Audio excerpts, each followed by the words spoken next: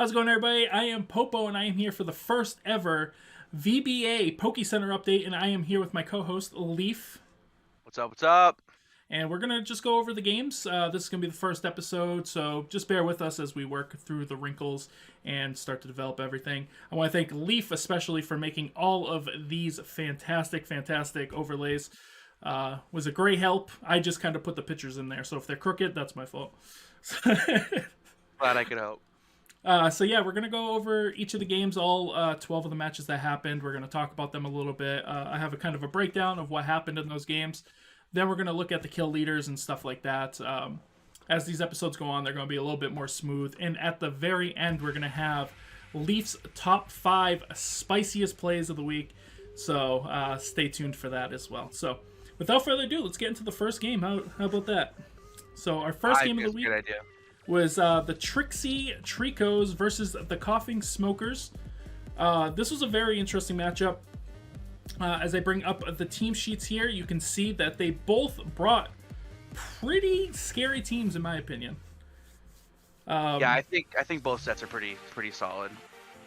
I was not expecting to see what happened with the Tricos coming out straight out the get-go, going with those expanding forces. Being able to set up that terrain with the Meowstick Prankster and just being able to kind of, I don't want to say sweep, but it was kind of a sweep. It was a 3-0 in game 1, so pretty impressive. There was a death per turn. By turn 3 Pokemon were dead. It was pretty insane. Yeah, and then in game 2 we saw the lead of an Absol Toxicroak, so kind of switching it up on what Pokemon they were actually bringing. I was expecting to see the same exact lead, but it was a good prediction by them because the Tricos were actually able to pick up the 2-0 in that one as well, picking up the whole 2-0 set in the games by going with those. So who do you think was the MVP Pokemon of this whole set here? I think the MVP of this set has to go to Starmie. I'm not gonna lie. Starmie coming through with those expanding forces. I didn't expect to see it so soon. I didn't expect to see it so quick. It's a fast mon. It's a very underrated mon. And to see it come and put in so much work early on, I think was great to see. I gotta go with the Meowstick, only because Meowstick was brought both games and actually got 3 total kills, where Starmie only got the single kill. So I think that the Meowstick being able to pick up those kills was a little bit more of an advantage to it than the Starmie for that. Yeah, I won't super disagree there. I mean, the Meowstick was definitely my runner-up. I just didn't want people to call bias because everyone knows how I feel about Meowstick. It's my favorite prankster mon. And I feel like it always puts in more work than anyone expects it to. It's always difficult finding moves to run on it because it just has so much coverage and so many things that it can go with. So Meowstick was definitely the runner-up there. Yeah, I think it was a great lead game 1. I think it could have even worked game 2, but just coming out of the gate right that, it not only sets a precedent for game 1, winning by that being that much farther ahead, but you also gotta be in your opponent's head at that point. Yeah, he's going expanding force. I know he's going expanding force. What am I going to do against expanding force? Yeah. I mean, it makes sense, but I gotta give credit as well to the Smokers, because Executor came out in game 2 and actually got 2 kills and was able to put up a good fight, only dying to the Garchomp at the end. Garchomp, in my opinion, disappointing in this matchup.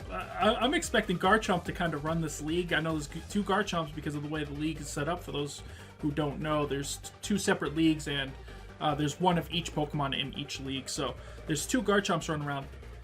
I was kind of disappointed by this Garchomp. Yeah, Garchomp didn't really do nearly as much. I mean, in a Dynamax format, you can see kind of it falling back sometimes, but in the format that we're in, no legendaries, no max, we kind of really expect to see Garchomp taking off. I tell you what, though, Bouffalant with Assault Vest, bulky. Bulky. All right, so yeah, for that, so 2-0 go to the Tricos. Congratulations to them. Next game, we have the Stunfisks versus the Dragons. So we got these 2 going up, and as I bring up the team sheets, what did you think about this game here? So I was really excited to see this game. You know, we all kind of know at this point that I'm close friends with the coach of the Island Dragons, Hawk the Wanderer, and I'm also friends with the Worcester Stunfisks. So I was really excited to see this game come through. Just like Garchomp from the last matchup, I really expected Dragapult to do a lot more here. I think Dragapult was the third pick. Oh no, second pick, because Hawk picked second in the draft. So he picked up Dragapult first. I just really did expect it to do a little more. I think the match was a little one-sided, and I know this is kind of a format that we typically see Hawk shine in. I mean, me and you have played with them in different VGC metas before Dynamax even became a thing. So we really expected Hawk to be a little more on edge here with his playstyle, and we just didn't see it. Yeah, I agree. I think that the Stunfisks did a really good job countering with that Vanillux, and I'll be honest, I criticized the Vanillux pick. I thought it was a little bit of a weak pick in the draft, only because there was no support Pokemon there for it.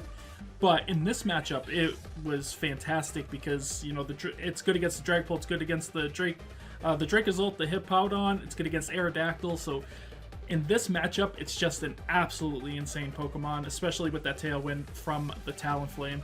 Able to Yeah, it's really only weak to the Hitmontop here, so it kind of just has free reign to do whatever it wants.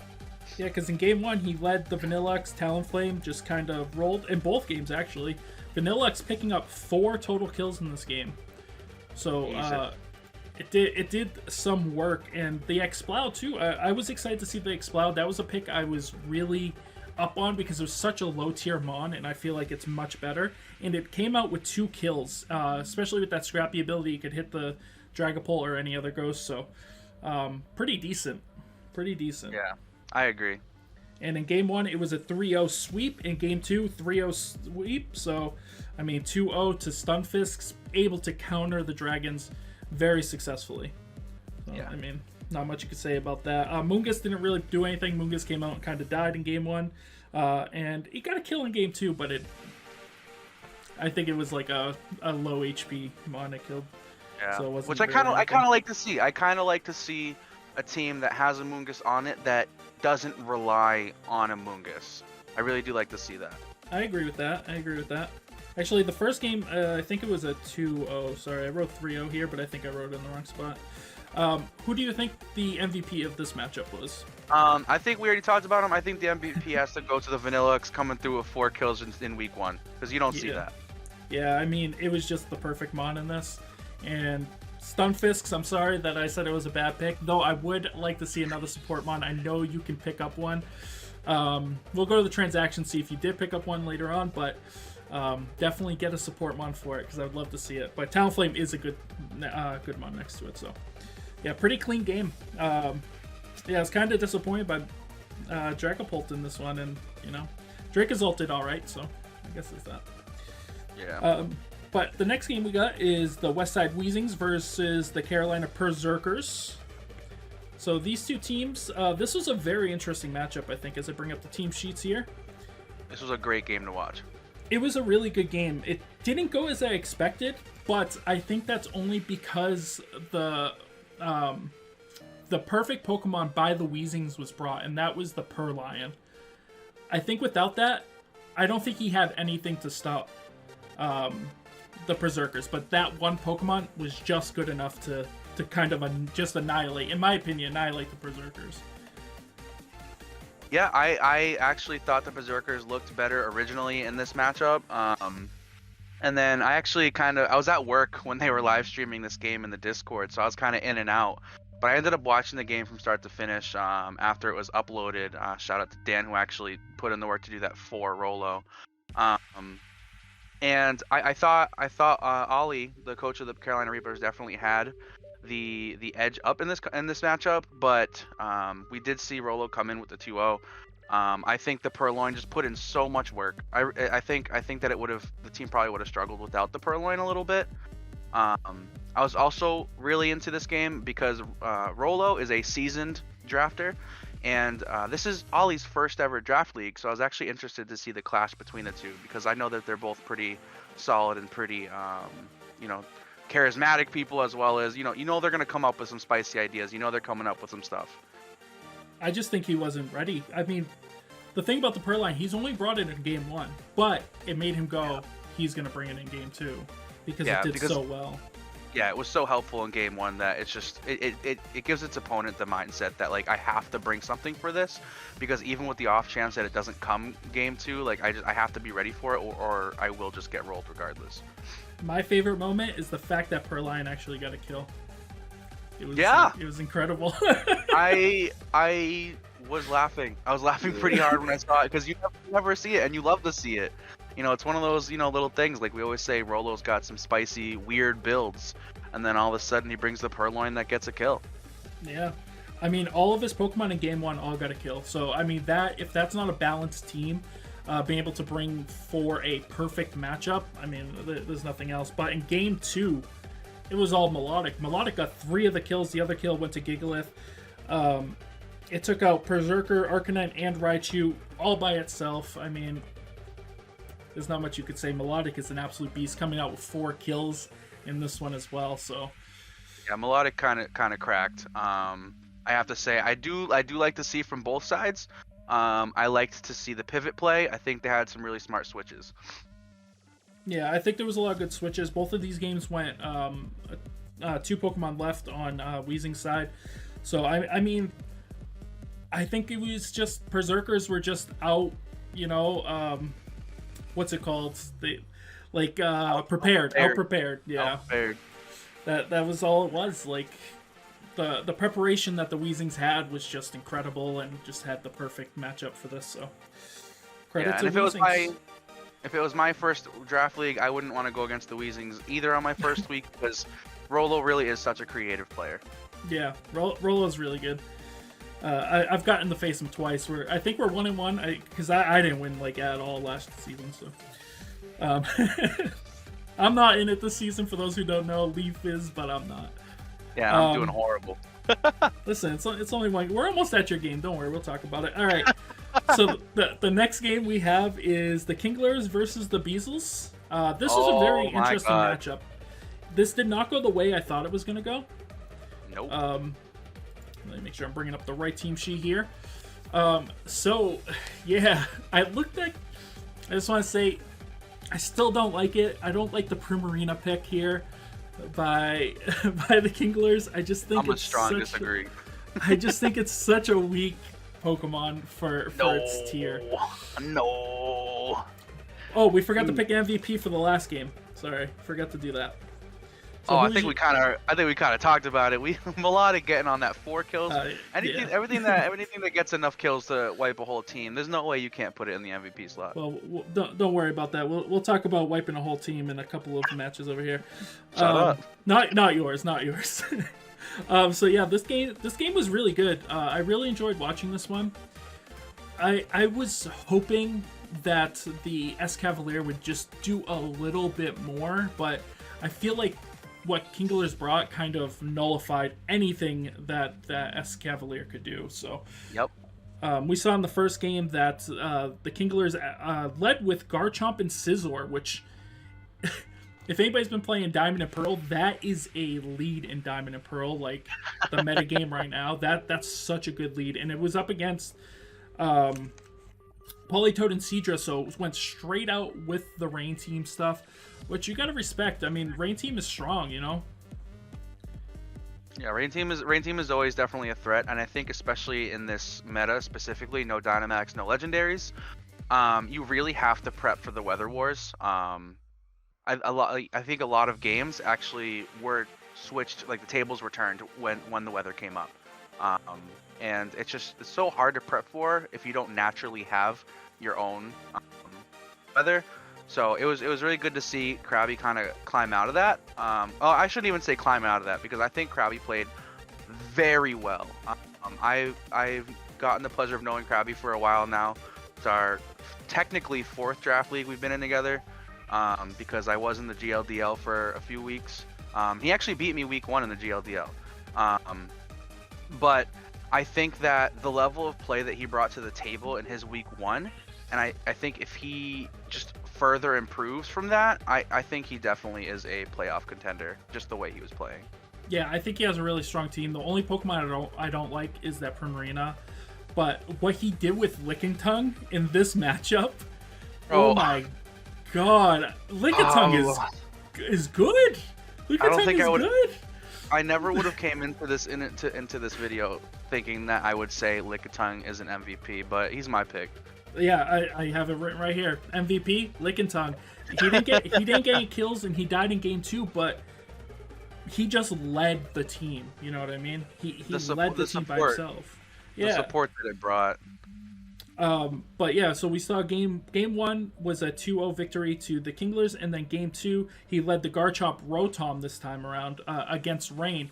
You're leading Rotom Heat against Rain, and you're still coming out of this victorious. That's impressive. Man. That's impressive. Man. You don't got the facilities for that, bro. No, and it was a 3-0 victory. Primarina getting 2 of those kills.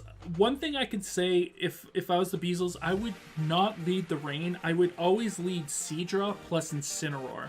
It's just the stronger lead. It gives you more reach, and it allows you to do more things, whether that be going for the parting shot, going for the fake out, or just a hard switch right into the Rain if you need to. Also, running the Ice Beam maybe would have been a little bit more preferential onto the Seadra or the Sea King instead of the not Sea King. What is it? Seadra, yeah. Kingdra instead of the Dragon Pulse. So I mean that's just me though. Yeah, it just does a. There's no way that the Garchomp lives Ice Beam. It's 4 times weak. So there's no way it's living that. But it does live Dragon Pulse a lot of the time. So yeah. You just got to make that little bit of a change, and I think you could have had the game. I know it was a little bit of a sweep it looked like, but I think leading that Incineroar, having that fake out pressure, being able to get rid of, well, we didn't know that the Garchomp had the white herb until we saw the Intimidate, but just neutralizing Garchomp a little bit is very, very strong. And yeah, so that's a change I would make just in the future. But yeah, so MVP we said is Lickitung 2-0 victory over to the Kinglers. We've only seen 2-0 victories. Are there any? Will we see any 2-0 victories in the next game? Let's find out. So we go to the next match, and it is the Latchkey Kids versus the Arcanites. We could completely skip this game.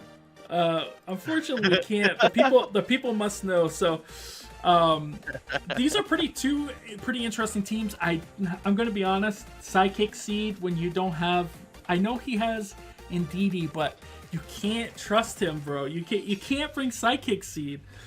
We had to bring Psychic Seed. I actually had a couple prep partners for this one. I worked with both Theo and I worked with Curry, who both actually had kind of varying opinions on what we were building. The only thing they kind of really had in common with each other when prepping was that the safest lead for us was the Guru next to the T-Tar. And of course, the one lead that we didn't prep for was the stupid cat, Liepard, next to Arctivish. We didn't think that was happening right off the bat. But it did, and I tried to play around it, and we put a lot of resources into prepping around PowerPoint Nidoking, because after some playtests, actual mock battles, that was the lead that hurt us the most. So we didn't run a what's it called? We didn't run an instruct set, which that's what I originally went into the game with, because regardless, it was going to be either a Weather Wars match or a Speed Control War match. We had to play real close eye on our speed tiers here, and so with the Oranguru lead next to the T-Tar, it kind of made it so that if they did for some reason, it wasn't their best lead, but if Dan did decide to lead with the Trick Room option on his side, Imprison just completely shuts down the Indeedee Aromatisse lead. Just completely. It gets rid of the ally switch, or the Protect, I think is what we chose instead.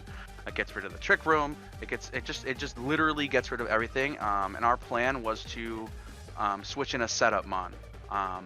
We basically brought 4 Pokemon as our safe picks and 2 Pokemon for team preview, because our team is really weak to a lot of the same thing. We have a lot of similar typings. We have a lot of similar weaknesses, so we really had to try to get creative here. And we never intended to bring the Phalanx or the Drift Blim. The Phalanx and the Drift Blim were originally intended for Team Preview. But with the off chance that he was doing Psychic Terrain stuff, we really wanted to rock the Destiny Bond or Hex stuff with, you know, the status condition. I think it would have been really cool. But originally, the Phalanx and Drifblim were never meant to touch the field. However, I think game 2, could have been in my favor if the turn Phalanx died. I just switched out. And then once I regained control of the speed, which I did the next turn, Phalanx could have came in because we had Phalanx built to outspeed everything, even under Slush Rush. Yeah, see, the thing I was thinking is that the Will-O-Wisp is just better than Thunderwave. And instead of Thunderwave, you could also run Tailwind. So I just felt like the set was a little weak. You could have built bulkier, and then you could have put in, what's it called on it? A Citrus Berry to get that on-burden if you really wanted the on-burden. But I feel like the on-burden not super necessary, in my opinion, on Driftbloom. Yeah. He has other good abilities as well. So like I said, it was really just, it wasn't even supposed to hit the field. It was mostly for team preview. But the reason why we did go Thunderwave instead of the Will-O-Wisp was because A, we assumed he was going to go special with this match. And B, speed control was just so important for this match. I don't have a lot of great like varying speed tiers. So I think that's why we went with the Thunderwave instead, was because instead of the Wisp. I think if you were worried about Trick Room, you should have just brought Garita. You would have just just throw your hands up. You won. That's it. Like maybe, maybe. But yeah, so it was a 4-0-4-0. So 2-0 to the Arcanines. We had the Tyranitar. No, I got to kill game 1, right? No, you didn't get. I think I got to kill game 1. No. Berserker killed 2 of your guys, and then Arctivish killed the other one, and one of your guys killed themselves from the sand. So I got to kill, bro. I killed myself. It's fine. Yeah, Gothitelle died. So yeah, we saw the Tyranitar Oranguru first game, and then the Oranguru Phalanx the second game. And we saw the same 4 Pokemon both games. Liepard, Arctivish leading both times, and Abomasnow Berserker. Berserker picking up 3 kills in this. You'd think the Berserkers would have had more kills on their Berserker, but the leading Berserker right now is on the Arcanines. Look, Dan's a good battler. And he was talking a lot of smack. He said, nobody has a winning record against me that I've played multiple times. So, you know, I tried to go spicy, and, you know, it didn't work out. It's fine. But, you know, last season I 2-0'd him, and he just paid me back. That's fine. I beat him with a Shuckle last season, so... Alright. So as we go into Game 6 here, we're going to see the Pittsburgh Steel types versus the Great Lake Grimmsnarls. I was a little bit disappointed in this game, I'm going to be honest with you. I thought there was going to be a better showing on this game. You know, Rhett's really good, but Rhett got steamrolled in this game. Yeah, and I'm not gonna use quite that language, only because I know he was a little down about it, but because he was really excited for this match, and he was trying to come with the payback from the last season. You know, I voted for Rhett in the pick'ems. I do think he's a fantastic I also did. battler. I'll be honest. I also voted for him in the polls. So yeah, but he wasn't ready for Hitmonchan. Yeah, no, Hitmonchan just did way too much. Hitmonchan did way too much work. Hitmonchan showed this week that it's a good Pokemon. This isn't the only Hitmonchan we're going to see, but Hitmonchan did fantastic week 1. Probably the biggest surprise. We forgot to go over the MVP of the last game, Liepard. Look, it's fine. It was Liepard. Nah, it was Tyranitar. Don't even act. Yeah, kill Gothitelle, you're right. So in the game 1, we saw the Incineroar Haxosaurus lead, which is a really good lead by Rhett, up against the Hitmonchan Reuniclus lead. Reuniclus really good in this matchup as well. I was like, okay, this is a good lead for Rhett, and then Hitmonchan said, no. No, sir. Yeah, unfortunate as it is to say, yeah, Hitmonchan kind of put in the work. I do think, if I have to say any kind words about Wakeman VGC's side of the battle, is that he did really well keeping track of his trick room and making sure that, you know, it did what it needed to do. Yeah, and he was able to spread out his kills pretty well too. But Hitmonchan getting 4 kills in this, and then we have Reuniclus with 2 in the next game. Bisharp also picked up 1, and Incineroar actually killed itself on Red's side. Red going 3-0 in the first game. The only kill being Weezing actually killed the Hitmonchan in the first game. And then game 2, it was a 4-0 Kaparaja getting destroyed by Hitmonchan, as well as Haxosaurus, a one-shot Haxosaurus with a close combat. And I was like... I was like, what? What you mean? That's a thing? And then Bisharp killed Jellicent in the second game as well, which is a really bad matchup. I like how Red tried to switch it up in the game 2. It just wasn't enough. It just wasn't enough. I think that the changes he made game 2 were smart. I just think it was a little misplayed. Yeah. I mean, it'd be like that sometimes. That's Draft League. You never know what the other person's running, so... Who do you think the MVP was in this one? It has to be Hitmon. Hitmon. No, it's Tyranitar, but yeah. It was Tyranitar. You're right. He killed Gothitelle in the last game, so he gets MVP. Right. It was Pikachu. Let's be honest. Pikachu. So yeah, 2-0 victory over to the Grimmsnarls with the incredible matchup with Hitmonchan. But I'm sure Red has a very good team, so he's gonna bounce back pretty easily. And I think he's taking off coming week 2. Yeah, we'll see. I don't know who he's facing week 2, but I believe in him. I think he's playing Cortex, or I think he's playing. I could be wrong. Well, either way, this next game here was my favorite game of the week. This is the Binnacles versus Rebellion. I don't know much about Rebellion. Obviously, I know the Binnacles. You know, Theo is one of the heads of the league. So, if you don't know about Rebellion, you just gotta go watch my second interview, bro. You're right. So go check out that interview, everybody. Sorry for the quality of these two team sheets. I don't know. I just downloaded them straight from Discord, and these ones were terrible. But either way, this was a wash. This wasn't even close. Yeah, that Dragonite did some work. Game 1. Sorry, real quick. It's Goomer. Brett played Goomer next week. Oh, okay. All right. So Dragonite was tracked here. So it got 4 kills in the first game. In a 4-0 victory. Something like that. Yeah, it killed Thwacky, it killed Goodra, Armadillo, and Cofagrigus, which is all the ones that Theo brought here. And on top of that, it looked like it couldn't be stopped. It just looked insane.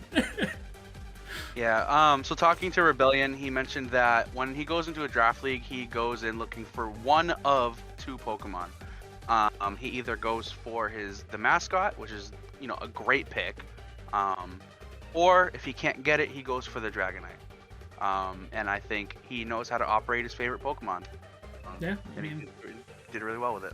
The fact that he could pair it up with the Whimsicott, he has the Whimsicott on his team. He also has that Galvantula, so he can do a lot of work with speed control to help this Dragonite just sweep teams, as you saw here. And he could turn that into the Whimsicott actually setting off weakness policies on Dragonite too, which is horrifying. And somebody also let him get the Arcanine, so I don't know what people were doing. I don't know how this happened. This is the first game we've talked about so far that was a 2-1. Yes, this set is a 2-1. But that's because game 1 was a 4-0. Absolutely destroyed. Game 2, though, Theo said, "I'm not sitting down." And Theo said, "I'm not done." He went straight out with water and then proceeded to get 4 kills with his Armadillo. Is that how you say his name? Armaldo, yeah. He got 4 kills with his Armaldo just to hit back onto that Dragonite. If you were gonna ask me, Leaf, what Pokemon getting 4 kills this game? I'm not saying Armaldo, but Theo came through and Theo's like, I'm gonna get 4 kills with that Armaldo. You can't put baby in a corner. Listen, Swift Swim, being able to drop those rock slides, I mean, it's decent. It's not bad. Yeah, wicked good. I agree. I think And then super underrated. And then we go into game 3, and now it was a 4-0 sweep, 4-0 sweep. What's going to happen in game 3, right? And it was a 2-0. And unfortunately for Theo, that 2-0 did go towards Rebellion. Rebellion was able to set up that Dragon Knight again, just like they did in the first game. In the second game, they actually led Galvantula and Kangaskhan, but yeah, the Armaldo led and just didn't let anybody do anything. That Whimsicott being able to set up the Tailwind and overtake the Pelipper plus Koffagrigus lead in the third game. Yeah, Skunk Tank and Whimsicott died in that, but Dragonite, Arcanine, man, what you gonna do? It's just a really strong pairing of Pokemon. It's just really strong. Yeah. Yeah, so a 2-1 victory for Rebellion. Very impressive. Very good, impressive. A very good way to introduce himself into the VBA. And I think we both know who the MVP is here. Oh, I think we're going to disagree. What, you don't think it's Tyranitar? Oh, never mind. You're right. It's Dragonite. It's got to be Dragonite. 5 kills. I agree. But also, I think there's a Pokemon tied. And I got to say that it's the Whimsicott. Because I feel like if Theo was allowed to get his Trick Room Iron Defense stuff up, but nah, Whimsicott said, just give me more of that Trick Room. I love seeing it. To be fair, the Whimsicott won both of those games because the games he lost, he didn't bring Whimsicott. So, but he did bring Dragonite. So I guess it could be the Whimsicott. That makes sense, yeah. I think it's tied. All right, but that was my favorite game of the week. That one right there. It's one of them. I think it's definitely at least top 3, if not my favorite. I just like seeing the sweep, and then I was like, Theo's getting swept 2 games in a row, and then he swept them back, and I was like, yo, what's happening? So I think the suspense of watching the game on YouTube or watching the game live are 2 different reactions, and I was fortunate enough to be awake when it was live, and wow, seeing that 4-0 to that 4-0, then just I don't know, it was mind breaking. I was like, this is insane. I don't know who's winning game 3. I don't know. Yeah, I was so excited for game 3 when it started. I was like, I don't know what's gonna happen. All right, going into our 8th game this week is the Sableye and the Dhelmise. These are 2 veterans of the league, so it was going to be interesting to see what they could come up with. I don't know if they faced each other before or not, but I'm assuming they have. I believe they have, yeah. I think they played last season. 2 very good players, and there's a Pokemon in here that did insane that we'll get to. This was a crazy game too. Let's not get this wrong. So, in the first game, we saw the Ninetales and DD lead by the Sableye against the Hydreigon and Aromatisse. I'm gonna be honest. This was a 3-0 victory. I don't even know who the last one that the Dhelmise picked in their team. They 3-0'd because they swept with Pinurchin. Pinurchin. It happened. The sweep. It happened. I was actually I was talking to Ruby about that, who was kind of not upset, not tilted, but was talking about how funny it is that he thought Pincurchin was dog water last season. I mean, yeah, it was a Dynamax League, but Pincurchin performed very poorly last season. And then all of a sudden he's like, bro, I didn't think Pincurchin did this kind of damage. Like, what? Yeah, Rising Voltage doubling in damage with the Electric Terrain plus the Life Orb. I mean, it's kind of insane damage. It's just the fact that he's slow, but when you have the Aromatisse able to set up the Trick Room against I don't want to say a fast team, because Sableye has a pretty slow team as well, but nothing slower than Pinurchin. so it could just click Rising Voltage, and it was just one-shotting everything, dude. It just one-shot everything, and the only thing it didn't kill was Lilligant, which Aromatisse took care of pretty easily. So, and in game 3, Sableye made a fantastic comeback here. This is very similar to the last one, where they came back. They led with the Slurpuff Mawile this time against the Hydreigon Aromatisse, and they were the Sableye were actually able to pick up the victory 3-0 in this one, so reversing that same fortune there, with the Mawile putting in a lot of work, getting 1 kill, but Indeedee and Slurpuff each getting kills too. Bringing us to a game 3. So this is another one where you're like, who's gonna win? And Yeah, this was a nail biter. this is where I think the Delmise made a mistake. They brought Hydreigon lead every single game. And the problem with Hydreigon is that the Sableye in all games brought Ninetales. This is a lowland Ninetales, by the way. So Ninetales, Slurpuff, Mawile. All super effective fairy types against Hydreigon. Well, Ninetales. Well, yeah, Ninetales is fairy type too. So 3 fairy types against a Pokemon that's 4 times weak to fairy types. Not a fan of that. Not a fan. Yeah, and Hydreigon is a great Pokemon for sure. Also, I don't. Was it? I don't remember. Was it Alola Ninetales? On his team sheet, it shows as just regular. Oh, is it just regular Ninetales? Oh wait, that's the wrong one.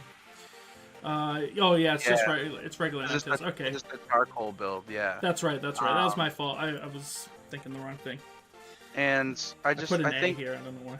even so, even with the subtraction of Ninetales, I think yes, Hydreigon's a really great Pokemon. I personally kind of wanted to draft him, but fairies are really strong, and Hydreigon's kind of frail.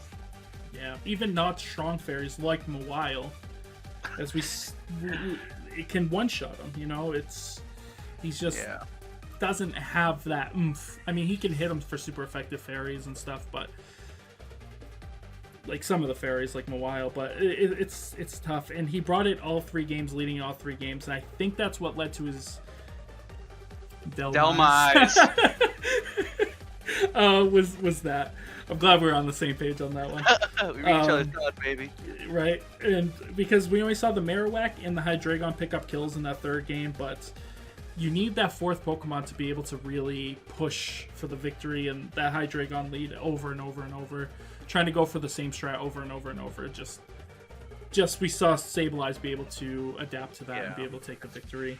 Especially because Ruby is such a smart player. Like, I don't know if you've ever watched him live, because he does cut a lot out for his videos when it comes to, like, because he's also a fellow Nuzlocker, and every single time he thinks out loud, and the process of his moves that he goes through, he's just a very smart player, and you only get a short timer, and he goes through like 5 different possibilities of turns before he clicks a button.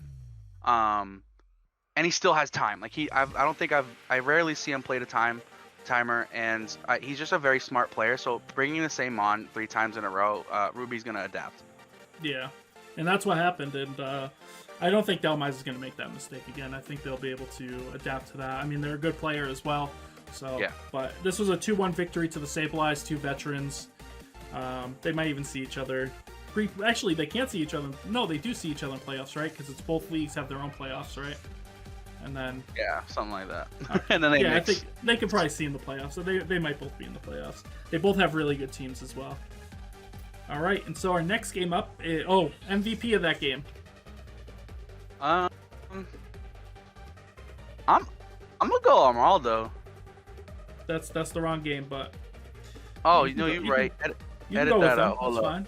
Edit that I ain't out. editing that out. That's staying. Everything here is staying in. Hold This on. is clean. No. I don't know. Who do you think? It's not the Hydreigon. Tyranitar. Mawile definitely was the MVP because it was the one Pokemon that he switched up in the first team. I mean, he took out that Lilligant, added the Mawile, and he was able to win the next 2 games. Mawile getting 3 of those kills in those 2 games. So yeah, you're right. Just showing its value there. No, I definitely agree. I don't know why I said Armaldo. It's just on my screen right now. But that's all right. That's all right.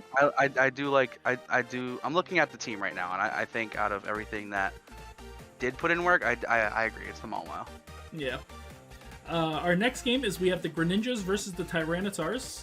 Now these are 2 people that are new to the league, right? Both of them. No. No. Greedy Greninjas was here last season. I forget if he was in season 1. I mean, I could always check that, but no, Sasori has been in the league. I didn't realize for a minute. Maybe I didn't face him last year. I made their logo last season. Okay. He's actually a wicked cool dude. And he's really cool to interact with. He's a fantastic player, and the Twin Leaf Town Tyrannotars are also very versed in draft, from what I hear. This was a fun game to watch from Sasso's side. Kind of disappointing to watch from the Tyranitar side. The MVP was not Tyranitar this game. Surprisingly. My thought on this before we even get into what happened in the game is my draft pick for winning this whole thing, like during the draft when I was watching, were the Tyrannotars. I think by numbers, they have the best team. If you just look at their team right now, Rillaboom, Azumarill, and Corviknight, in my opinion, are all tier 1 picks. Rhydon is definitely a tier 2, and Volcarona is meh, but I mean, it can do some work, obviously. Be careful what you say about Rhydon, because me and you are the only people that think Rhydon's good. Everybody else, there's so much trash talk about Rhydon in the server. Well, don't worry. We'll see a Rhydon played later on that just absolutely destroys somebody, so hopefully people start listening. Because Rhydon having 120 base attack and then having it's 80 special defense, I believe, with the Eviolite, and it's 120 special or physical defense with an, I think, 90 HP stat. I mean, it's insane. It's ridiculous, but that's fine. People can think what they want, but let them sleep on it. Let them sleep on it. So we saw probably the most surprising Pokemon become MVP in this one. And we're going to see the Indeedee Heatmore lead against the Volcarona Rillaboom. Already a great matchup for the Greninjas just out the get-go. He's going to get out his terrain over the Rillaboom and be able to kind of control the battlefield from there. So fantastic play already by the Greninjas, just out of the lead. And then bring it to Kiss and Aegislash in the back. So this was a 2-0. Yeah. I don't know. I had fun watching it. I watched it from Sasso's side first. I did watch it from Sasso's side first, I believe. I didn't watch the Tyranitar side. I was just watching all the games. It took me like 3 hours to watch all the games, so I wasn't trying to watch extra videos. Look, tell me that I did it last night when I was picking the 5 plays. I watched every game. Every game that had a video I watched last night. So don't think we don't put nothing into this. That's why it's coming out so late. The next ones will start coming out earlier in the week. It's just this one. We had to get all the overlays. We had to make sure we had everything set and everything good. So now that we have a lot of that stuff, we're going to try to do these on Mondays, get them out maybe Tuesday or Wednesday. So you guys won't be getting them by the time everybody's already played week 2. So... but yeah, so we saw the Indeedee setting up that terrain for the Heatmore, I guess. I guess Heatmore needs psychic terrain. Heatmore got 2 kills in this one. He killed both the Volcarona and the Corviknight. Heatmore went absolutely nutty. Heatmore kind of good. When I saw the team preview, I was like, Sasso, why you gotta bring the Heatmore? And then I saw him do crazy stuff with Heatmore. Yeah, because it wasn't only game 1 that he did stuff with Heatmore. He did game 2. He did stuff with Heatmore where he led Slurpuff and Indeedee to actually go a slower setup at the beginning against the Volcarona and Gardevoir, which I didn't like the Gardevoir pick here, like to bring the Gardevoir, because it just felt like the Gardevoir didn't bring anything to the first game, because he didn't bring it the first game, but wouldn't have brought anything to the first game. And I just feel like the Azumarill's always just going to be better than the Gardevoir. And I believe, if I'm not, he ran a nice belly drum set, which actually the belly drum turn, or against the belly drum turn, was one of my thoughts for one of the play of the weeks, but I just think the other ones I picked that we'll talk about later were a little better. But he actually went to go set up the belly drum, but unfortunately he had a little too little HP to do it.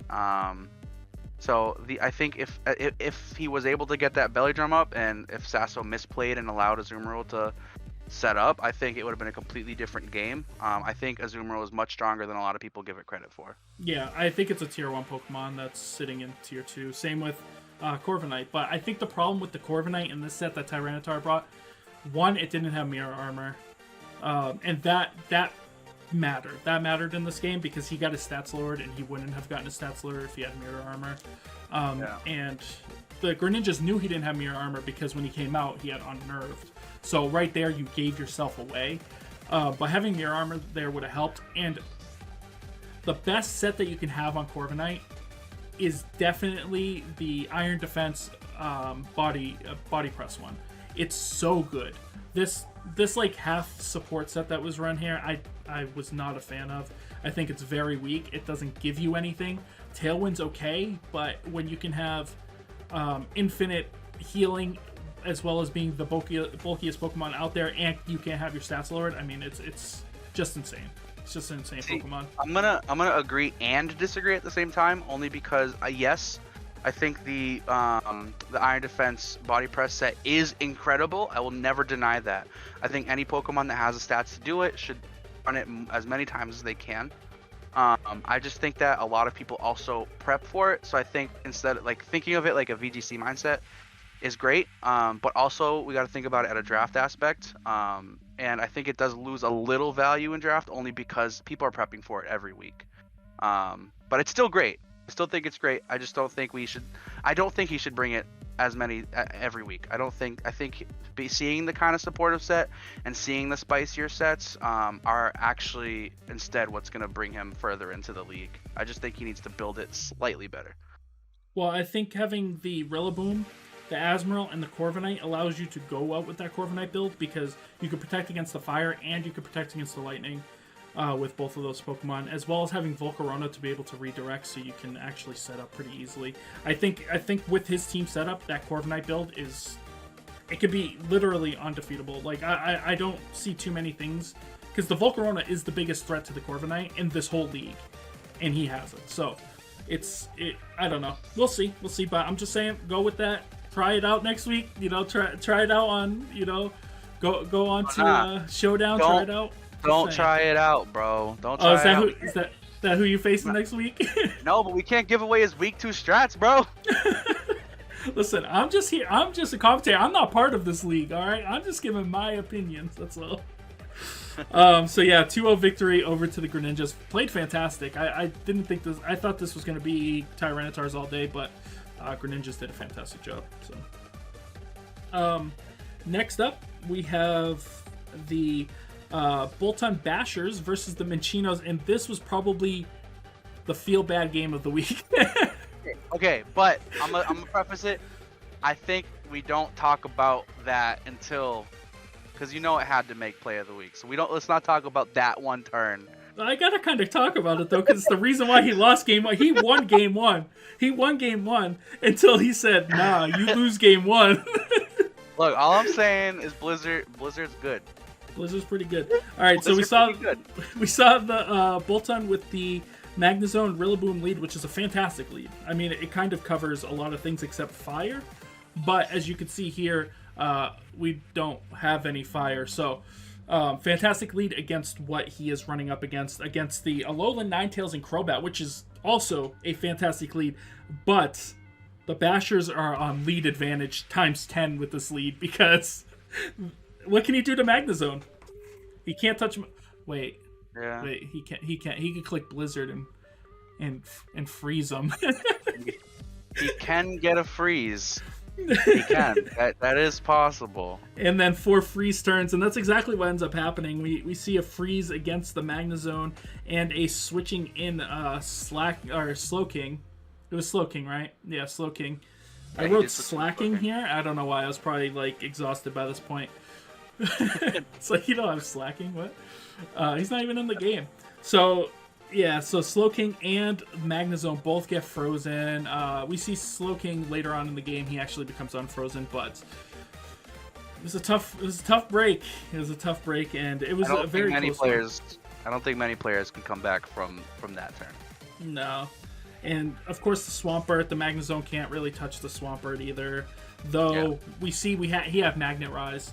So if he could have got that Magnet Rise off, the Swampert loses to the Magnezone just by Magnezone being a little bit bulkier and be able to have that recovery, whereas Swampert doesn't have that. But unfortunately, it came down to frozen Magnezone and Swampert was able to take the victory in a 1. This is our first 1-0 victory we've seen, which is kind of crazy.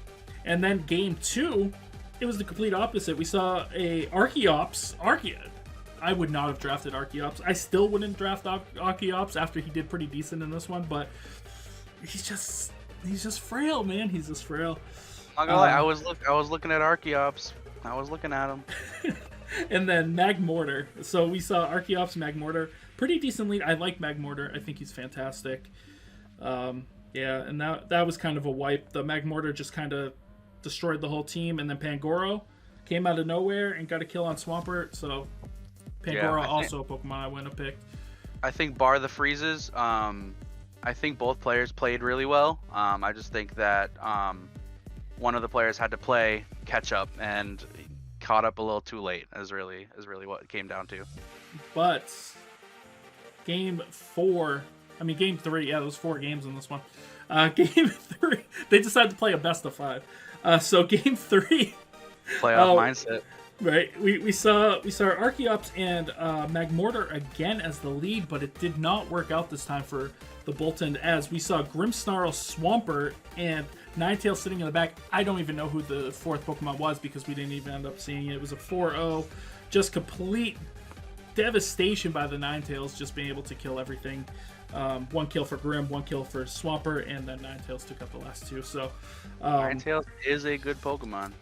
I think in this matchup, I think if he went Magmortar plus Magnezone, I think Boltons would have won game 4. Game 3. Game 4 again. They were back on game 4. And the Rillaboom didn't do anything. Rillaboom was neutralized in this matchup. It's crazy to see. So the best they really game. They prepped really well for the Rillaboom, and you could see that. Yeah.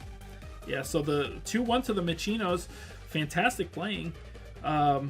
Who do you think the MVP of this one was? Oh yeah, the last one, MVP was Heatmore. We didn't even have to talk about that one. The MVP of this game was Blizzard. It was Blizzard.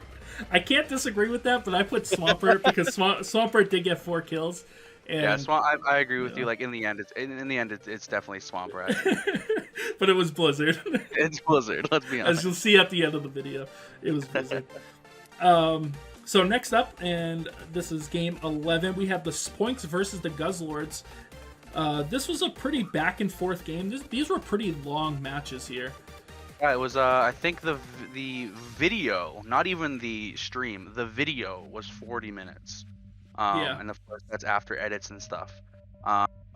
Not one that I wanted. That was like one of my last ones that I watched last night too, and it was already like 1:30 in the morning.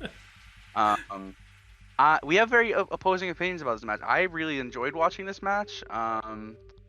You can take it away real there.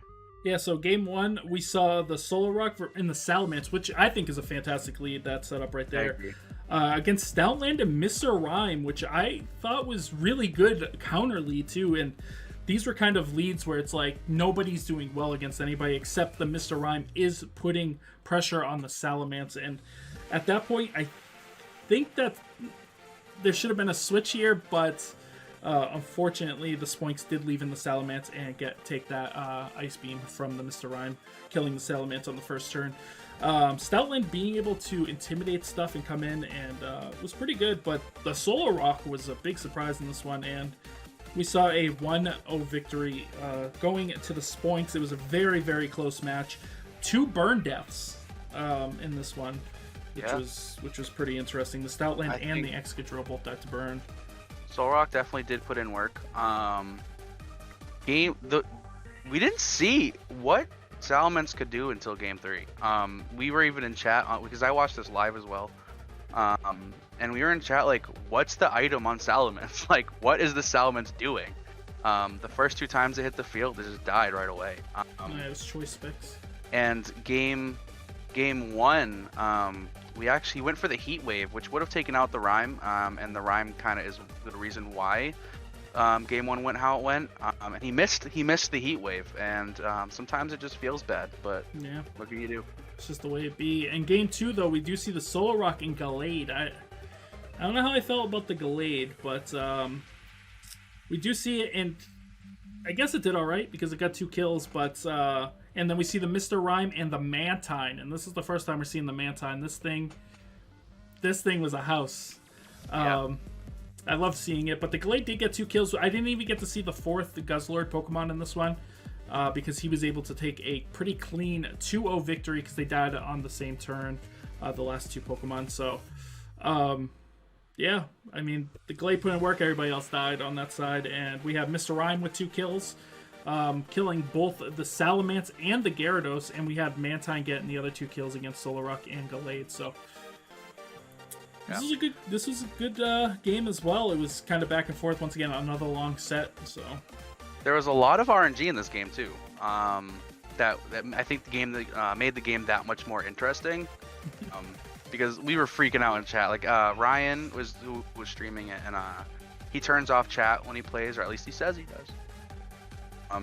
But he turns off chat, so we were kind of freaking out. Like every time any sort of RNG happened. Yeah, sorry guys, we had some technical issues. We had some auto focusing going on that side. So you were saying just now about the Mr. Rhyme and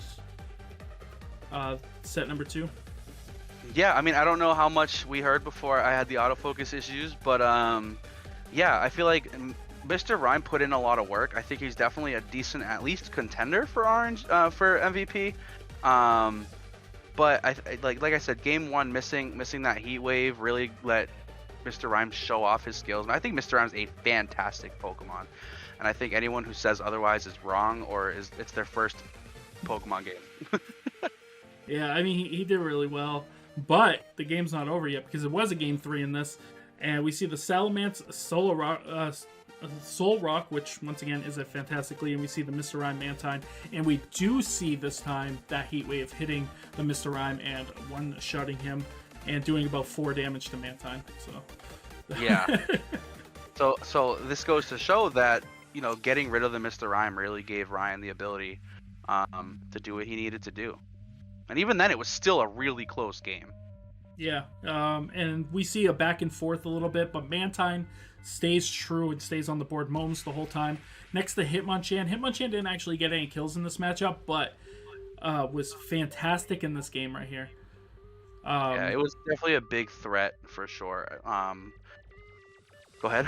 Yeah, so the mistake that was made, because we do see the Spoinks winning this one 2-0 in this match, winning the whole set 2-1, was that I don't think that the Guzzlords realized that the Gyarados could not hit the Mantine.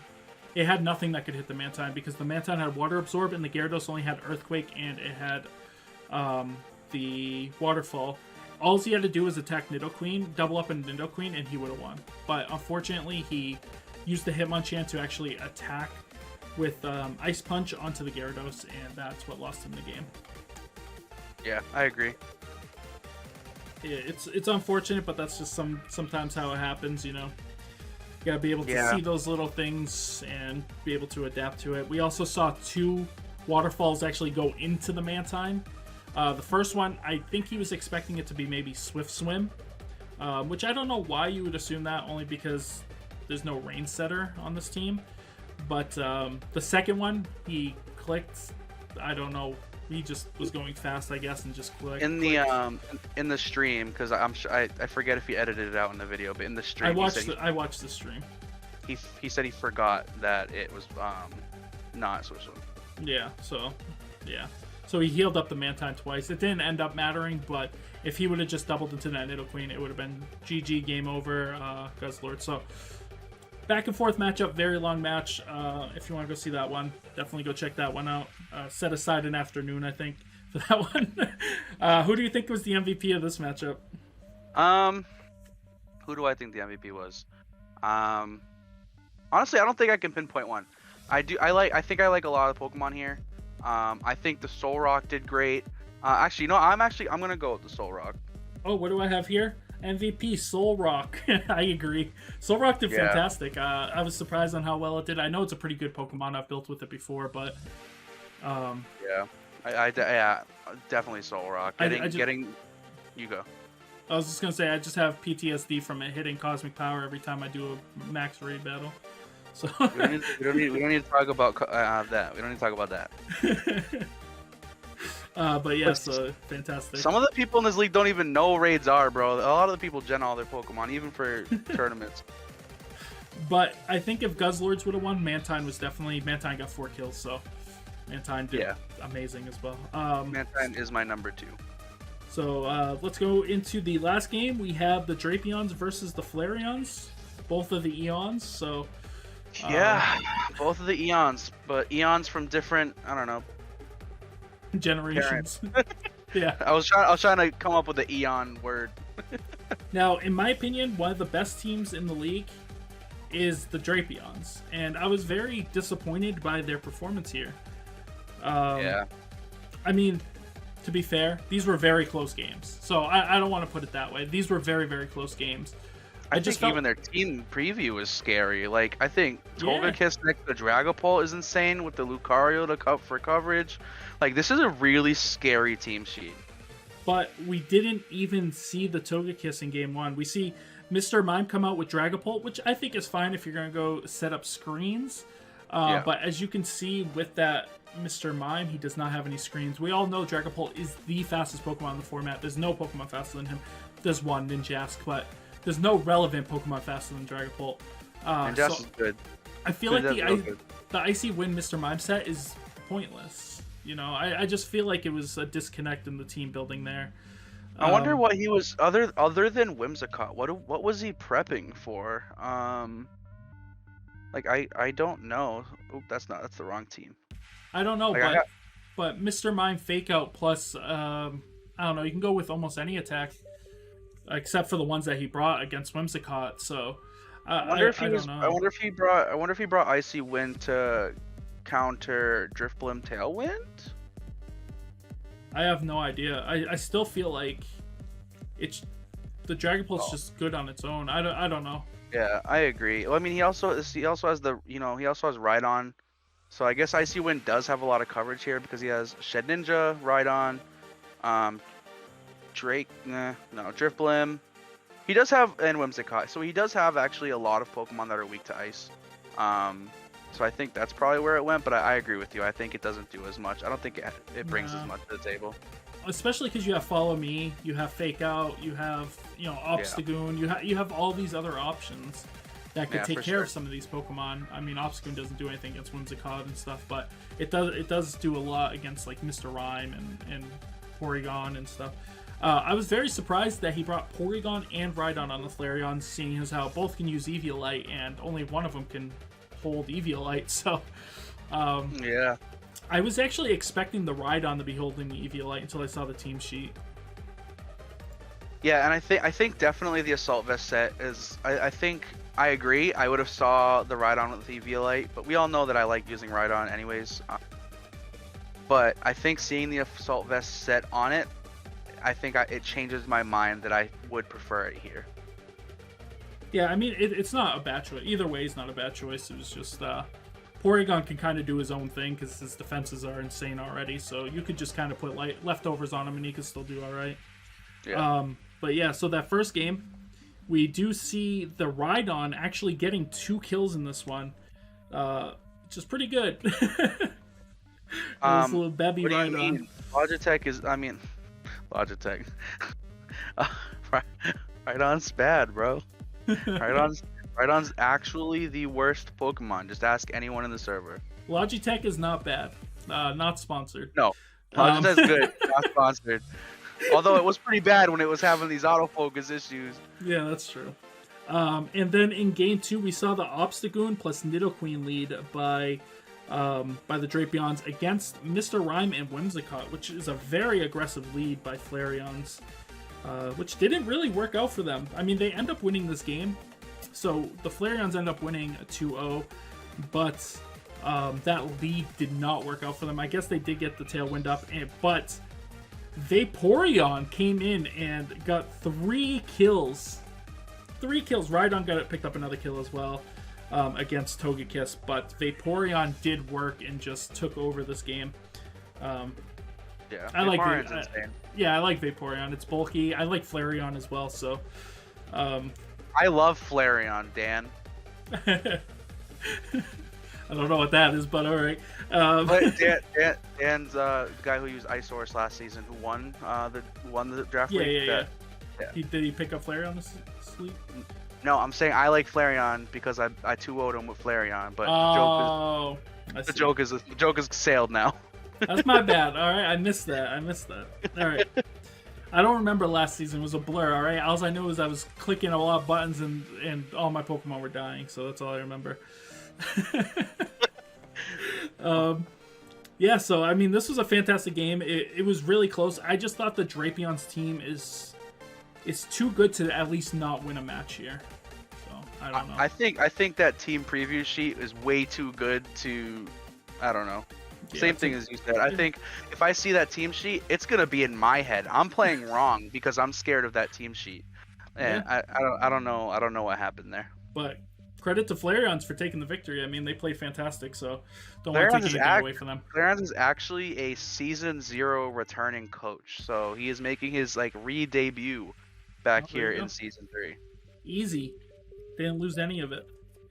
Yeah, that's it for all the games this week, but we got a few more things to go over. So we have the kill leaders. So this board here is a little bit of a shocker, because I was not expecting this board to look like this at all. So first of all, we got Rebellions with Dragonite with 5 kills. All right, and then we got a bunch of 4 kills. Any of those 4 kills on there? Did you think any of those Pokemon would be on there? Dragonite I could see. Armaldo absolutely not. Hitmonchan maybe. Mantine absolutely not. Melodic's absolutely not. Melodic's probably the only one I'm like, yeah, that makes sense. No, the one that makes the most sense Garchomp. is more actually. Oh yeah. No, Garchomp. I thought Garchomp might have be up on the top echelon right there, but other than that, that and Melodic, the rest of this is kind of a surprise. Dragonite, yeah, of course he can be up there. He has the potential to be up there, but 5 kills, being the league leader at the moment, and I think after a first week of any of the Draft League seasons, he has the most kills. So I don't think anybody's ever gotten 5 kills in the first week. Crazy. Yeah, I mean, I have no idea. I didn't pay attention to it really in season 1. Season 2, I paid a little more attention. Well, season 1, I had a 7 kill week with Moltres, so I don't know if anybody's ever got more than 7 in 1 week, but I had a 7 kill week once. But yeah, he's kind of good. I mean, he played terribly last season because I wasn't using him, but so good that he's not allowed in this league actually. Yeah, true.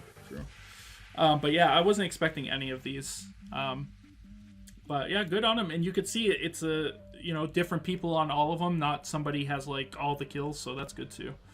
Yeah. So let's go look at the transactions for the week. So here's all the transactions. I don't have a nice little spreadsheet of this. I just took a picture of it and stuck it up there because I kind of ran out of time. So we do see the Poliwrath going to the pool for Lucario. Yep, that was within minutes. As soon as the Lucario became available, Theo picked it up. Here's what I don't like about it. Okay. Oh, we should be going from the bottom, huh? Because they're going from the bottom here. Alright, we'll talk about this one, then we'll start from the bottom. What I don't like about this is that Araquanid is still sitting out there, and he does not have Araquanid on his team. I told him about the Araquanid. He don't want to hear about the Araquanid. 560 base power on his liquidation. What don't you want to hear? It one-shots almost every Pokemon.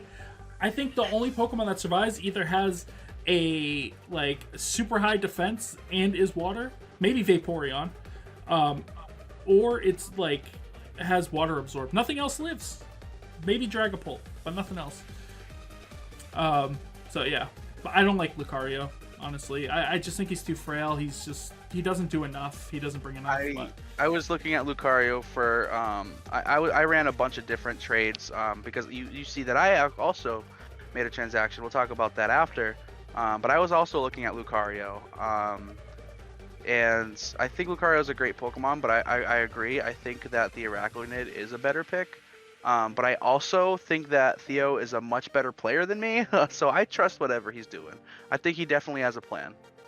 Yeah. Well, let's start at the bottom because that seems like the first ones. Onix for Avalugg. I mean, they're both terrible. I think Onix is better. I wouldn't have gotten rid of Onix for Avalugg. Oh, that's the hot take of the video. What do you mean? It gets Eviolite. It has a similar defense, and it has a better typing. It doesn't have any coverage. What do you mean? It doesn't need any coverage. You use Earthquake. I don't know. Side. I also like Onyx. I don't like all the hate that Onyx has been getting.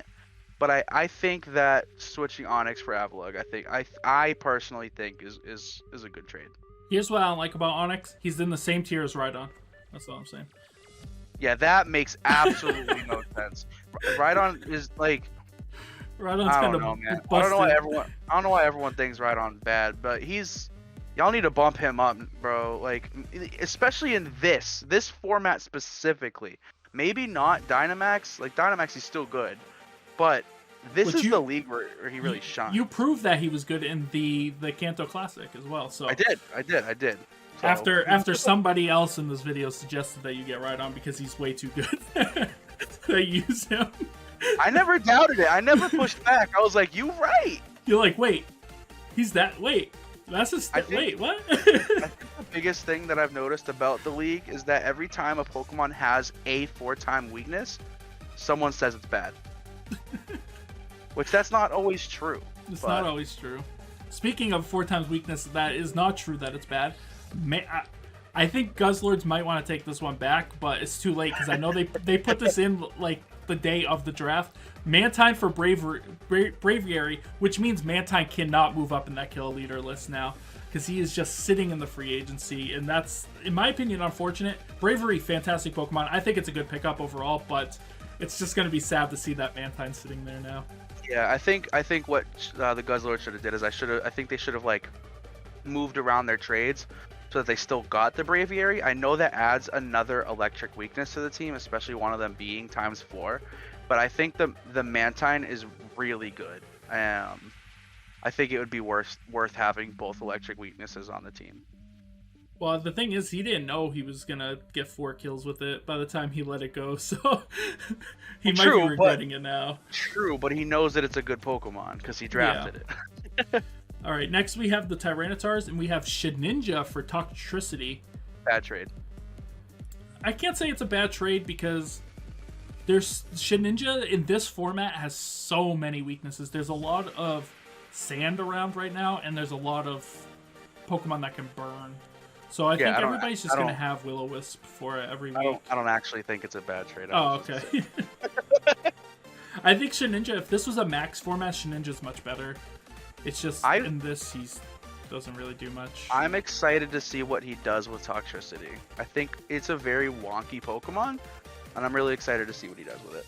Yeah, I feel like Toxtricity just has all the wrong stats. He's I just agree. like, you look at him and you're like, oh dang. Hence wonky Pokemon. The next one we have Porygon 2 being dropped by the Flareons for Dracovish. I don't like this, but I get it. Because he has 2 Pokemon that can effectively use Eviolite. So I guess he's getting rid of 1 for another Pokemon. But Porygon 2 is very good. I used it last season. Obviously, I didn't pick my team last season. For those who don't know, I let my stream pick all my Pokemon, and it didn't work out well, and I only picked Indeedee because I needed something to set up Trick Room because they went super hard Trick Room. So they didn't just go super hard Trick Room. They went super hard support.team. Yeah, and plus Charizard. Support Trick Room with Charizard. But when I got Guzzlord, I started winning. So, but the point is that I think that the Dracovish is worse than the Porygon 2. Overall. Yeah, I think Porygon 2 does too much for Flareon's team comp. But we don't know what his next trades are going to be. But I think if we're going just based on week 1 trades, which we are, I think the Porygon 2 does too much for his team that the Dracovish doesn't cover. Yeah, I agree. Now the next one I do agree with. Trico is trading Licky for Wigglytuff. Wigglytuff gets competitive, so I think this is a fantastic trade. Wigglytuff's insane. I love Wigglytuff, and I really do. Yeah, and the fact that it's Fairy type, and it just makes it so much better too. Yeah, Licky. Lickitung is good. Licky not so good. Yeah, I agree. The next one, I don't know how I feel about this one. Miltank from the Steel types for Sceptile. I think it's an interesting trade. I don't know if it's good or bad. I think both Pokemon offer different values to the team that Rhett has built. But what I am interested to see what Rhett does. He's a very creative player, a very creative builder. I am excited to see it. I just wonder if he has a way to set up the weakness policy to get the on-burden on Sceptile or not. It'll be interesting to see that. I don't even think we see that. I don't think we're gonna see weakness policy nearly as much in this format, especially I think Sceptile a little harder to set up with. Yeah, we'll see what he does. This next one, I agree with. Sneasel for Salazzle. I think Salazzle's just way better than Sneasel anyways. I agree. Sneasel can do a few things. Like, it can set off weakness policies if you wanted to, but, you know, Salazzle gets the same fake out, but it also has way higher special attacks, so it can go for things like Overheat. It has Corrosive Gas, so you can actually use the poison attacks on steel types as well, so he has a lot of range on Salazzle. Yeah, I agree. I like this trade a lot. I like this trade a lot for the save-wise. This next one, probably my second least favorite trade, which is Golisopod for Clawster. I can never say his name. I'm gonna let you take this one because I don't know enough about Clawitzer as a Pokemon. I love Golisopod, but I don't know anything about Clawitzer. Well, what he does is he does a lot of damage with like Hyper Beam, Hydro Cannon, stuff like that. But the problem is he's pretty slow, and Golisopod is very strong. It does a lot of damage. It also has its own retreat, so you can use it as a way of, it takes half of its health and it can get out of there, and then you could switch it out and get a free switch in that way. And it has the priority bug move, which does a bazillion damage as well, and is really good against things like Rillaboom. So, yeah, I really like Golisopod. I've built with it before, and I really like Golisopod. Yeah, I don't get this switch up. You're just getting a worse Pokemon in my opinion. That kind of plays a special role instead of physical. Maybe he thinks he has too many physical attackers or something like that, but I don't know. Yeah, I just don't like this trade at all. Next, I don't know about this one. We have Galar Slowpoke for Grookey. I guess he wants to get some grassy terrain up. Fake out pressure. I like it. I kind of like this trade. Yeah, it's not bad. It's just two weird Pokemon. It's like, yeah, it's so random. But yeah, I don't hate it. It's just one of those weird ones. You know what this trade is? This trade is if you've ever played any Pokemon game where, I mean, obviously you have, but the viewers, where you go into like a random Pokemon Center or a random building in the game, and there's a random NPC there that's saying, "Hey, I'll trade my Slowpoke Galar for your Grookey." And you're like, all right. This is that trade. Yeah. So we'll see. I guess they just want to get up probably some grassy terrain, have fake out. Problem is this thing just dies in one shot. You have to put Focus Sash on it. Whereas Slowpoke Galar, at least you could have put Eviolite on it and it could survive a couple of hits. So the next one, I think this is a good one. Ninjask is but we got that trade for Barbarnacle. So now, literally, the fastest Pokemon in the whole league is the Dragapult. Nothing else is even close. And, yeah, Barbarnacle's not good, but he gives you a lot more than Ninjask gives you. I think he does quite a bit of damage. He does. Ruby T piloted him during a season, and he actually did a lot of work. Yeah, Tough Claws is really good. It's just if they have, Leaf Attack, you're dead. So. Yeah. They throw any blade of grass at you, you are not living. Look, that's just fitting the VBA stereotype. If it has a 4-time weakness, it's dying. Well, speaking of having 4 times weakness, Larion is now out for Exploud. This is a fantastic trade. This is so far my favorite trade on the list. Yeah, the Weezings have gotten a steal here. I think Exploud is insane, and the fact that I think it's a tier 5. It's a tier 4 or 5. Yeah. It shouldn't be. It's actually insane. Silk Scarf Boom Burst does so much damage. Well, you know how I feel about my normal types, and I gotta give this the Leaf Rite of Passage. It's a great Pokemon. It's for Draft League. Great Pokemon for Draft League. I'm not bringing him to Worlds, but he's a great Draft League mon. Now this next one, I get why he's probably doing it, so he can have both Solrock and Lunatone. The problem is, they have the exact same weaknesses. So Look, he's just building Tate and Liza's team from Emerald, bro. All right, do you? But Lily gives you a full water negation, which helps your Soul Rock. Whereas Lunatone is literally, like I said, the exact same weaknesses. So it's just the same Pokemon. Except it doesn't get Will-O-Wisp. It's fine. I don't know. We'll see. We'll see. I'd like to see it. It'll be fun. I definitely agree. I think the Lileep is better for his team, but the spice factor of having Lunatone and Solrock is pretty fun. You got to go for it. I respect it. I do respect it. Next we have Mamoswine for Como. I guess this is fine. I mean, I think this is a good trade. If you feel like you need a fighting or a dragon type, I mean, I think it's a fine trade. They're the same speed tiers, so I mean, you're not losing anything there, but you are gaining a 4x weakness to Fairy with the Como-O, as well as a weakness to Flying. So it is a trade-off, but you got the Berserker to try to get rid of those. So I guess you have the Pokemon already to try to counter the weaknesses of the Como-O. Just in general. Yeah, I like the trade. I think Como gives. I think the Carolina Berserkers. I think one of their drawbacks. I don't want to say damage output, but I think it does need a little more. And I think the Como adds that really well. You can go Belly Drum or you can go Iron Defense. He does get Belly Drum. So I'm not. Huh? You go. I was gonna say you could do a bunch of things with it. So. Yeah, I'm not gonna talk about the next trade because obviously I'm biased. Yeah, I don't get this one. Tyranitar for Klefki. Was Klefki tier 2? Yes. Bro, you should have got Araquanid.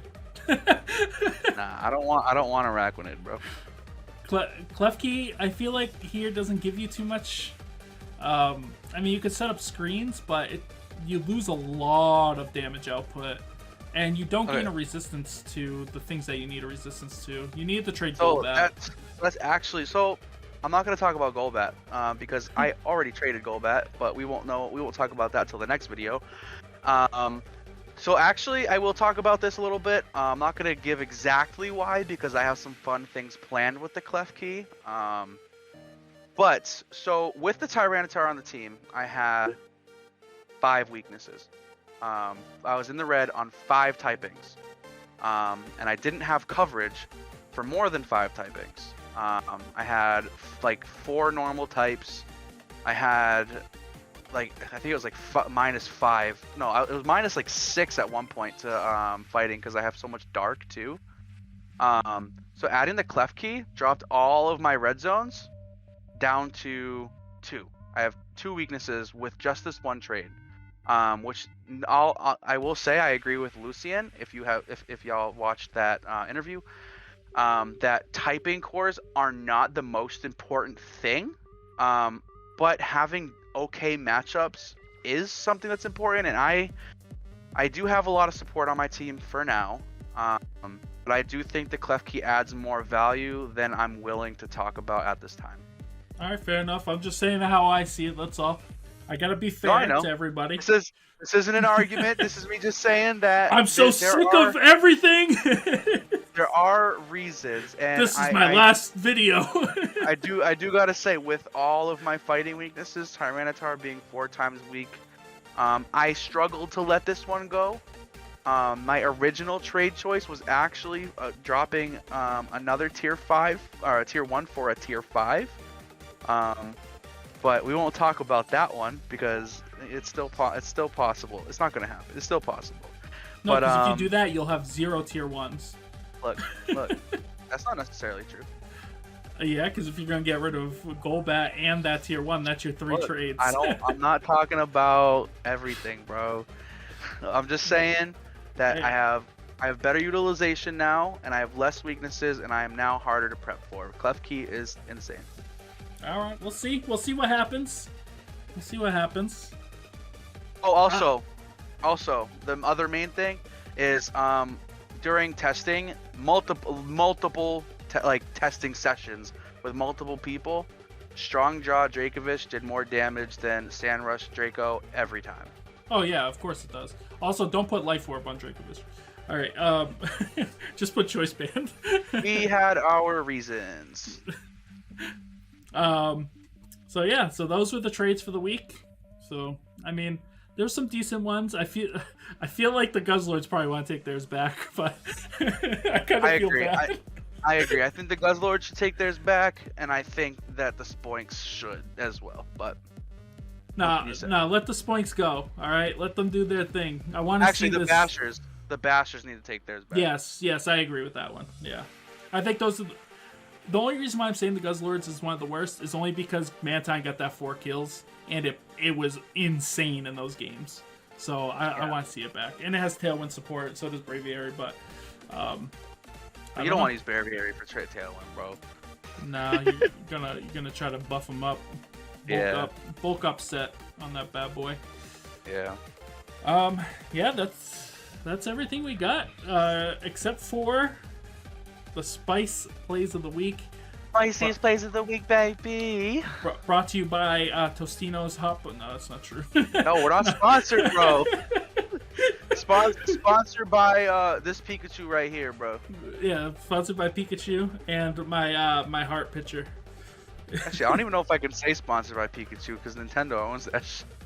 So sponsored by Big Pikachu and Laundry Basket at Leaf's house. There you go. You could say that. All right, you can pretend he gave you money. That. Right here. Right. So yeah, let's go right over to that. So my number 5 pick for the Spice of the Week, top 5 plays, is actually not a play in itself, but a pretty spicy thing that you don't see too often in a draft league. We kind of talked about it earlier when we were talking about our team matchups, and although we see a lot of really good plays coming out of Satori, he's a wonderful player, I just wanted to showcase Heatmore a little bit. Heatmore is not a likely pick. It's not a likely Pokemon to bring to matches. Right now, we see Heatmore in against the Corviknight and Gardevoir, and of course Heatmore is next to a Slurpuff. And although Gardevoir is kind of at low HP, Corviknight's at full HP, we do see the Corviknight go back to the Twin Leaf Tyrannitars, and out comes Rillaboom, not someone who wants to switch into a fire type attack. And Rillaboom is going to take a flamethrower from the Slurpuff, so it's going to switch right in dead to rights, and it's going to go down with a super effective flamethrower. And then we're going to see Heatmore kill the Gardevoir here, getting a double kill for Sasso. It is not the most amazing turn, but I still think it is a really good pivotal turn of this battle, and I think without Heatmore, this battle would have gone completely different. And for our 4th pick of Spice of the Week countdown, we actually have a turn from the Corpus Christi Kinglers now against the Los Angeles Buizzles. We talked in the video about how much Krabby has really improved as a player and how well we thought he played this matchup. And although this is our second pick that isn't only attributed to just a play, the play that Krabby decides to make here is actually really impressive. I didn't see Krabby going for this play. The Lickitung does go down to a Confuse, which is, whatever. I mean, Lickitung the MVP, but you don't need to stay on the field forever. Primarina does get the kill here and pretty much leaves Politoed with very little HP. Politoed comes out with the Icy Wind, and that is going to lower Primarina's speed, which is fine. She doesn't have a really big speed stat anyways. But what Krabby's actually doing now is he's going to switch into the Rotom. And the reason why this is good is A, because the rain's up, Volt Switch is going to do more damage. We see Incineroar come into the field, and what Krabby's actually doing is he's planning probably the most amazing pivot I've ever seen Krabby pull off. He throws out Rotom against a opposing Incineroar, and he's actually going to Volt Switch right off the bat. I like this move because usually Krabby finds himself in a lot of poor situations because he does a lot of hard switching, which sometimes hard switching is really good. But here, what he's actually going to do is he's going to Volt Switch to get the KO onto the Politoed. And I believe here he switches right into Garchomp. So there we're going to see Rotom go back to Krabby.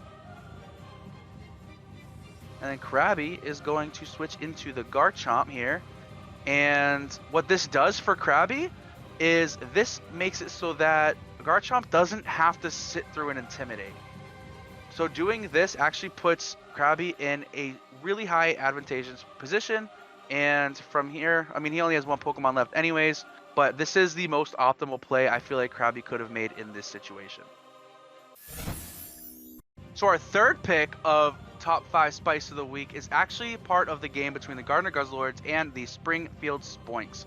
I would have loved to see Bubble's side of this one, because I don't know if he predicted it, but I'm going to go with he predicted it. We see Ryan go with the Protect on his Gyarados right after a fresh switch in. And he's actually going to switch out his Gallade into Solrock.